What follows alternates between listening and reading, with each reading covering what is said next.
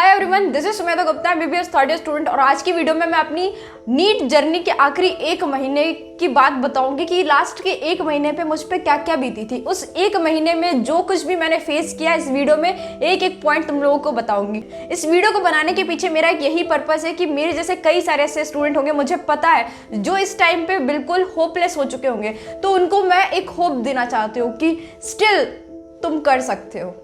NEET के exam में केवल एक महीने का टाइम बचा था और आखिरी के एक मंथ में कोचिंग्स में शफलिंग होती है, जिसमें अच्छे स्टूडेंट होते हैं जिनसे उनको उम्मीदें होती है कि ये हमें सिलेक्शन ला के देगा। उन सारे स्टूडेंट को उठा के एक बैच में डाल दिया जाता है। I was not that much वर्दी कि मैं उस बैच में जा सकूं, बिकॉज मेरे मार्क्स इतने नहीं आते थे। मॉक टेस्ट में उस समय भी कुछ 400 साढ़े 400 नंबर तक ही मैं स्कोर कर पाती थी। बट क्योंकि वहाँ के टीचर्स ने मुझे हार्डवर्क करते देखा था, इसलिए उन्होंने मुझे उस बैच में रखा। Although I was not that much वर्दी, और इसी वजह से मुझे काफी कुछ फेस करना पड़ा, क्योंकि उस बैच में सभी लोग बहुत ही ज्यादा पढ़ने वाले थे, उनके बहुत ज्यादा मार्क्स आते थे और वही मेरे मार्क्स बिल्कुल भी नहीं आते थे। जब उस बैच का पहला टेस्ट हुआ तब मेरे मार्क्स थे 330 आउट ऑफ 720, और वहाँ का जो टॉपर था, इनफैक्ट सारे स्टूडेंट मुझे छोड़ के एटलीस्ट 500 प्लस थे। लिटरली उस टाइम में मुझे कुछ भी समझ में नहीं आ रहा था, मैं बिल्कुल होपलेस हो गई थी। मुझे ऐसा लगता था कि इस साल मेरा सिलेक्शन नहीं होगा और मैं कभी भी लाइफ में डॉक्टर नहीं बन पाऊंगी। फिर मैं अकेले क्लासरूम में चली गई और वहां पे जाके हेड डाउन करके बैठ गई। सीसीटीवी कैमरा में मुझे रोते हुए देख उस कोचिंग के असिस्टेंट डायरेक्टर सर ने मुझे बुलाया और मुझसे पूछा कि क्यों परेशानी है, क्यों रो रही हो। तो मैंने उन्हें बताया कि आज के टेस्ट में मेरे 330 नंबर आए और मुझे अब नहीं लग रहा है कि मेरा सिलेक्शन होगा और मुझे आप इस बैच से हटा दो, बिकॉज मैं बिल्कुल इस बैच के लायक नहीं हूँ। उन्होंने मुझसे बोला कि हमने तुम्हें इस बैच में इसलिए नहीं रखा क्योंकि तुम्हारे मार्क्स ज्यादा आ रहे हैं, हमने तुम्हें इस बैच में इसलिए रखा क्योंकि हमने तुम्हारी मेहनत देखी है। और नीट क्रैक करने के लिए आपको इंटेलिजेंट होना बहुत ज्यादा जरूरी नहीं है। नीट क्रैक करने के लिए स्टूडेंट में बस एक स्पार्क होनी चाहिए, और वो स्पार्क हमने कहीं ना कहीं तुम में देखी है, और तुम जरूर से नीट क्रैक करोगी। और मुझ पे ट्रस्ट करो, इस साल तुम्हारा सिलेक्शन पक्का है। तुम्हें भले भरोसा नहीं हो, पर मुझे पूरा भरोसा है। हमने तुम्हारी मेहनत देखी है, पूरे साल तुमने बहुत मेहनत की है। तुमने हर सिचुएशन में खुद को प्रूफ किया है कि तुम कर सकती हो, और हमें तुम पे पूरा भरोसा है। भले ही तुम्हारे मार्क्स अभी कम आ रहे हैं, बट स्टिल तुम एक महीने बस मेरे कहने पे मान लो कि तुम टॉपर हो, और अगर तुम मान सकती हो ना तो तुम कर भी सकते हो।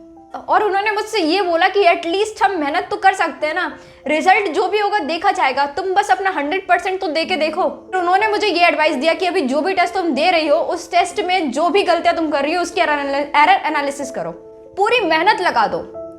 ये जो बचे 30 दिन है, उस 30 दिन में ऐसी पढ़ाई करो जैसी पढ़ाई इस दुनिया में आज तक कभी किसी ने नहीं करी होगी। उनके ये शब्द सुन के मेरे अंदर एक नई एनर्जी आई और मुझे कहीं ना कहीं फील हो गया कि इस साल मेरा सिलेक्शन हो जाएगा। उसके बाद मैंने कभी माइंड नहीं किया कि मेरे टेस्ट में कितने नंबर आ रहे हैं। भले ही मेरे 300 साढ़े 300 400 500 आ रहे थे, मैं कंटिन्यूअसली मेहनत कर रही थी। धीरे धीरे मेरे मार्क्स इंप्रूव होते गए। जब भी कोई टेस्ट का रिजल्ट आता था तो उस बैच में सभी से टीचर्स मार्क्स पूछते थे। सबके नंबर 670 680 650 640 600 610 आते थे, और मेरे मार्क्स 300 साढ़े 300 400 आते थे। तो एक टाइम ऐसा आया था जब टीचर्स ने मुझसे मार्क्स पूछना बंद कर दिया था, क्योंकि उन्हें लगता था कि इससे मार्क्स पूछेंगे तो इसको बुरा लगेगा क्योंकि इसके मार्क्स ज्यादा आते नहीं है। फिर नीट के एग्जाम में बस 10 दिन का टाइम बचा था और उस दिन एक टेस्ट था। जैसे ही टेस्ट हुआ, आंसर की से सभी ने अपने आंसर्स मैच किए और सभी से मार्क्स पूछा गया। जब वो मेरे पास आए और उनने मुझसे मार्क्स नहीं पूछा, तो मैंने उनसे बोला कि सर आप मेरे मार्क्स नहीं पूछोगे आज। तो उनने मुझसे पूछा कितने आए मार्क्स, तो फिर मैंने उन्हें बताया कि सर 620 आए हैं इस बार। वो लिटरली शॉक्ड हो गए, वो खुश हो गए, बहुत ज्यादा खुश हो गए, और उन्होंने मुझसे बोला कि देखा, हमने बोला था ना कि तुम कर सकती हो। तो उसके बाद मुझे बहुत ज्यादा कॉन्फिडेंस आ गया, और उसके बाद 10 दिन में भयंकर पढ़ाई करी। मैंने बहुत ज्यादा पढ़ाई करी। जिस दिन मेरा नीट का एग्जाम था, उस दिन मैं फुल कॉन्फिडेंस के साथ नीट का एग्जाम देने गई थी, क्योंकि मुझे पता था कि मैंने जो मेहनत की है उसमें मैंने 1% भी चीटिंग नहीं करी है। मैंने पूरे साल ऑनेस्टली मेहनत की है और इस मेहनत का फल मुझे जरूर मिलेगा। फिर मैं नीट का एग्जाम दे के आई। कोचिंग से मुझे कॉल आया कि कितने मार्क्स आ रहे हैं। अनऑफिशियल आंसर की से जब मैंने अपने आंसर्स मैच किए थे तो मेरे मार्क्स आ रहे थे उसमें 640।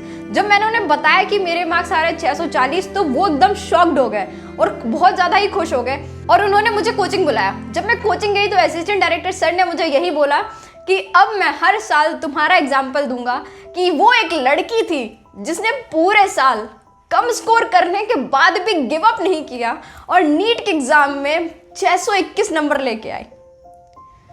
और वो मेरे लाइफ का सबसे प्राउड मोमेंट था। So this was all about my last month NEET journey.